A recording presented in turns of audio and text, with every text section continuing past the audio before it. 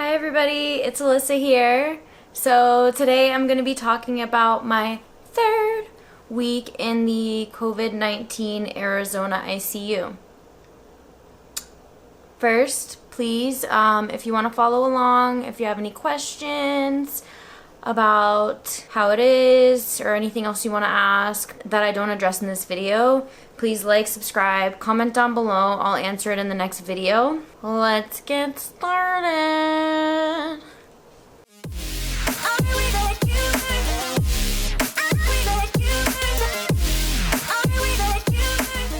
Okay.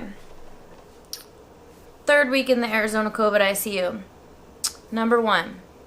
Everybody's still COVID positive. Number 2, still very depressing, but the staff is still awesome, makes it a lot better.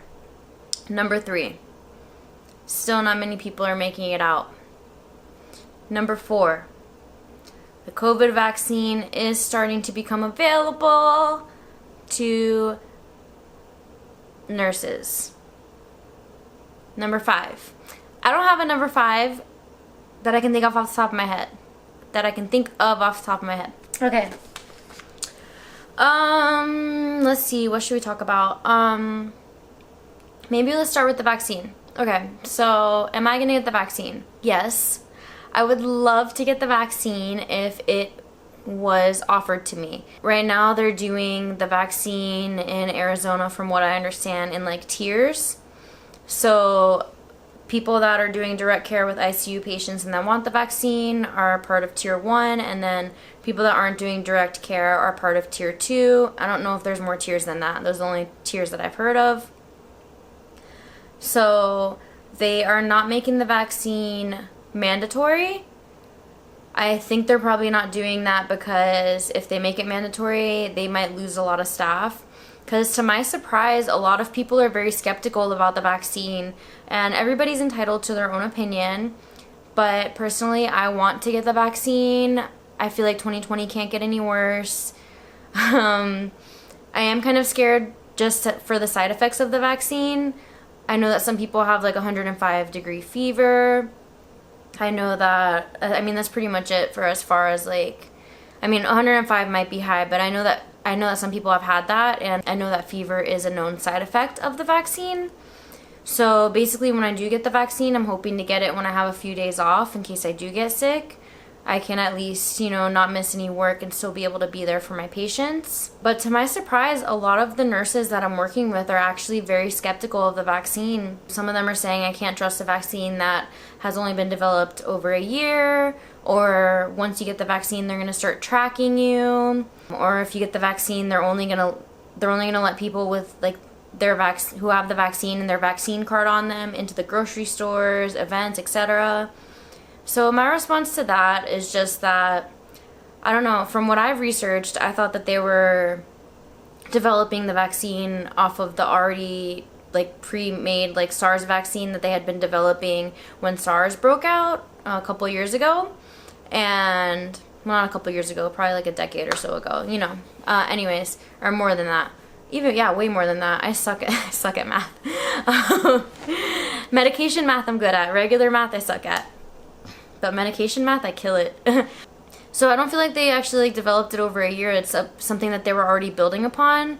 And as far as them tracking me, like, how many times have you Googled something or bought something off Amazon and then you go on Facebook and it's being suggested to you? Like, girl, they're already tracking us, like, if they're tracking me through a vaccine, like, let them, like, I already have a little FBI agent probably just tracking me on my phone and watching everything that I do, like, and how many times I Uber and stuff, like, I feel like if you have electronic devices, like, you're already being tracked. Like, I feel like it wouldn't be hard to find my location anyways. And like, what do they want with me?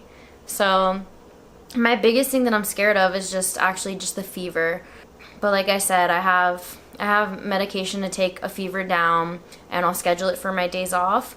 But they are like staggering the nurses getting the vaccines. Like, you obviously don't want to get like, you don't want to do all of your ICU staff at one time, because what if we all get a fever and we all can't come to work? So they're doing like a little bit of the staff at a time. But I am signed up for it, and I'm just waiting to see when they contact me. They are still kind of deciding, which I kind of think is BS, Like, this is the one downfall of the hospital I found so far, is that, like, they're still deciding if they want to give it to the travel nurses, which I think is ridiculous because, like, A, we're still nurses. We're working more than their core staff. And, like, we're right with them, you know? Like, I'm working 24 more hours a week than their core staff is. And not to say that their core staff is any less important, but I don't think I'm any less important because I'm a travel nurse, you know what I mean? And I think that they're just trying to figure out, like, what they would do for the boosters. And so they're just, like, basically banking on us not being here for the boosters. So then they're like, why would we give you the vaccine if you can't be here for the booster? But I feel like I can probably get the booster anywhere that's offering it, you know, at any of my jobs. And I feel like it is important for me to get the vaccine, especially if I want it.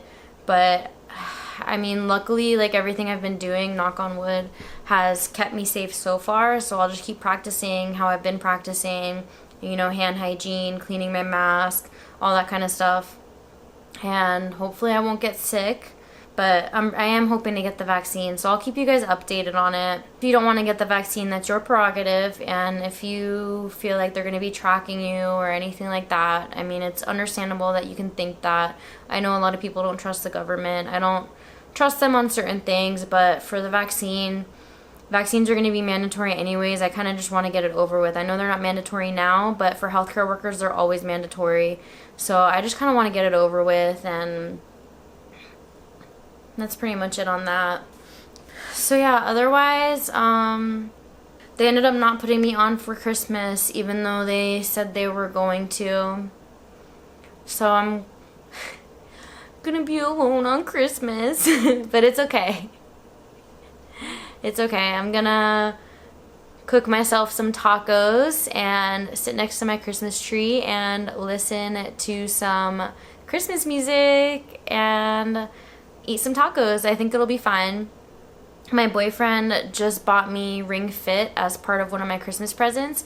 He was finally able to get his hands on one. Before, like, when the pandemic started, people were buying up, like, all of the Ring Fit, and they were selling it on Amazon for, like, hundreds of thousands of dollars. It was crazy because that was something that you could do at home to be fit on a video game, you know? So people were just, like, buying it and reselling it, which is terrible to me. But finally, you know, I was so upset because I had lost my Ring Fit at the airport, and finally my boyfriend was able to snag one, so he sent it to me. So I'm able to get back into my fitness and just, you know, do my fitness on my own terms. When I wake up at 3 a.m., I don't have to worry about going for a run outside in the dark. I can do Ring Fit and do some good exercises. And for those of you who don't know what Ring Fit is, it's just like a game for the Nintendo Switch where it just helps you to work out. So I'm excited about that. So on Christmas, maybe I'll have some tacos, do some Ring Fit, sit by my Christmas tree, and it'll be fine. And I'm working on New Year's, so I won't be alone for New Year's.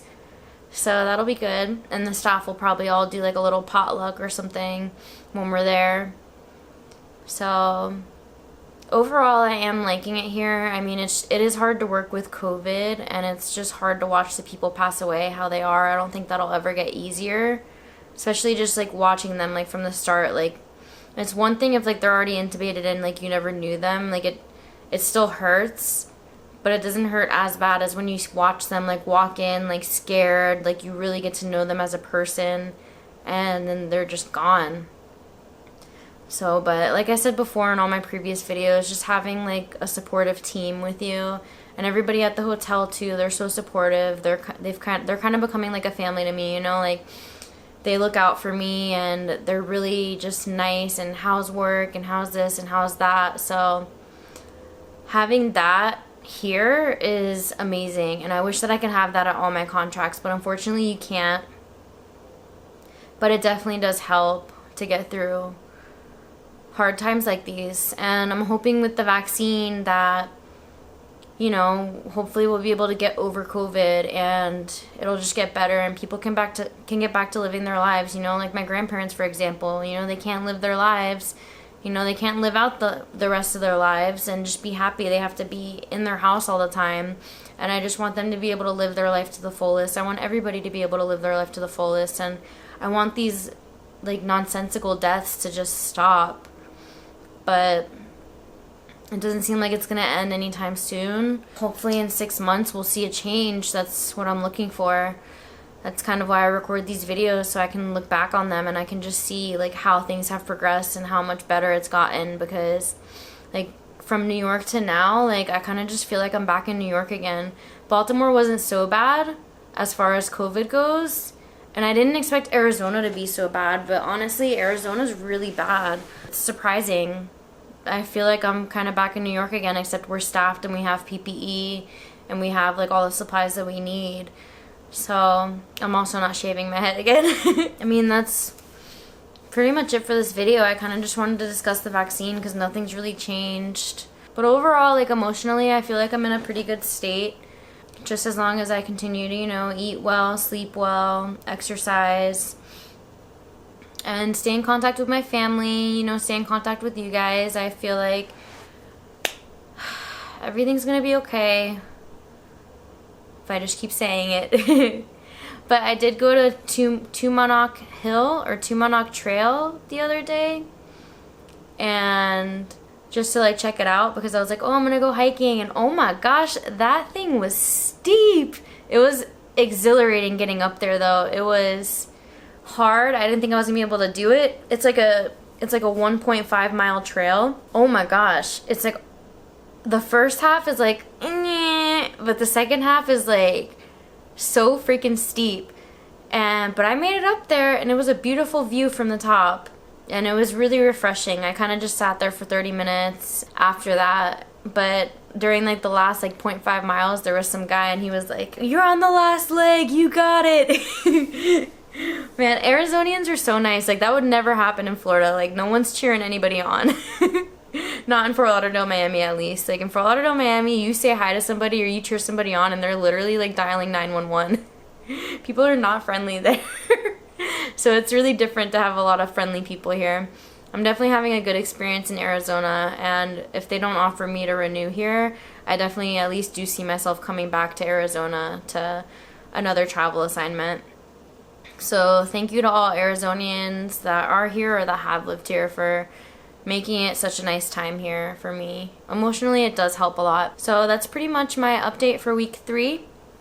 Please like, subscribe, comment if you want to follow along on my journey, and comment below if you have any questions. I'll answer it in the next videos. Thanks for watching. Bye.